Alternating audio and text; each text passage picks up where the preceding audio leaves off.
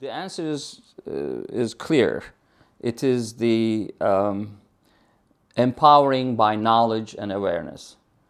Once the patient asks the right question, and once the patient or their loved ones, mothers or whoever around them do know about the disease, things will change. And it is, I think that's the most important thing that I would say, changing that 4-year period, 5-year delay. Not only family environment or young, early knowledge about the disease, but also changing the attitudes of doctors. I personally think blaming the victim and the public, the woman, for it is unacceptable. I mean, we doctors have the total responsibility of understanding why these women have continuous problems, or why they are delayed, why a disease become a significant element of them losing their uteruses, ovaries, 5, 6, 7, 17 surgeries. There must be something wrong. I mean, any doctor should be able to think about that. I think we are not being taught well. I think women healthcare does not have a solid space in medical education. It's still taboo to talk about and asking that very simple question: does your symptoms correlate or synchronize with your period? Even doctors don't ask that question. If you don't ask the question, it's over. You cannot treat a patient for 5 years for bowel disease, which there's no element that there is, and you haven't asked that simple question: does it correlate, your constipation, painful movement, or bloatiness, gas, correlate with your period?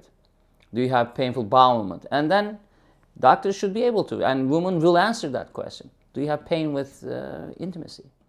School nurses and moms and pediatricians, it needs to be a conversation about young women and advocating for their needs and knowing their body, part of like sex education, part of health. And I feel that had my mom or had that nurse or had my swim coach or my big sister said, you know, she's really suffering. She's real bummed out, and I don't think it's just because she's 15. You know, she seems to be really like having a harder time with this than she should. I think that would have been the moment, but I lucked out because my regimen was the regimen you get, you know. So I think there's a little bit of a fail-safe or a safety net in there, but I think just understanding it better is you know, the more you know. So people just need to have more of a conversation about it. I know there's still not a lot of awareness, but had there been this much awareness 10 years ago, I may have gotten diagnosed a lot earlier. And I mean, it's easy to say what would it have been like, but I just wish that everyone was like gastroenterologists and all sorts of like pediatricians, and everyone was a lot more aware of that it even exists, because that's sort of the baseline where everyone needs to be, that if we're taking this into our own hands at some point, the medical professionals should be totally aware of it, especially if it affects so many women. So I think that's the most frustrating thing, is just that there aren't that many people that know about it. And it's been hard because when you don't know what's wrong with you, other people don't know, and it feels like they don't believe you. Most of the time they probably don't, and that makes you feel a little bit crazy, because you just assume, well, maybe it's all in my head, maybe I'm making this up. I mean, I could physically see that my body would change daily, basically, but you still wonder, like, is that is my stress causing that? Like, am I doing that to myself? And so that's been really, really difficult.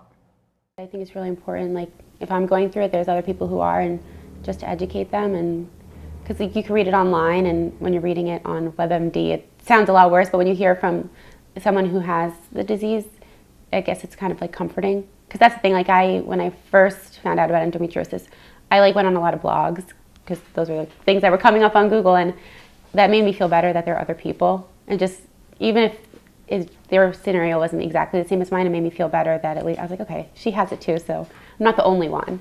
So it makes you feel better. So I think it's important to talk about it and let other people know. We are very obsessed with the word cure. I think it is not fair. This is not cancer. This is not upper respiratory infection or strep. This is something, this is a process of menstruation.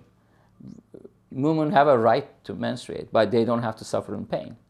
So the disease is highly treatable.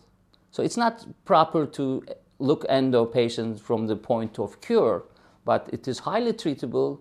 Quality of life could be gained with proper education, empowering with knowledge, and knowing more about the body, modifying diet. There are lots of complementary things to surgery that we can feel better. Exercise, you know, so these are so valuable, and I see it, my patients are doing, and I love it. I love it when they say, Seçkin, Dr. Seçkin, I am not using any let's say, Percocet anymore. I throw them to river. I have emails like that.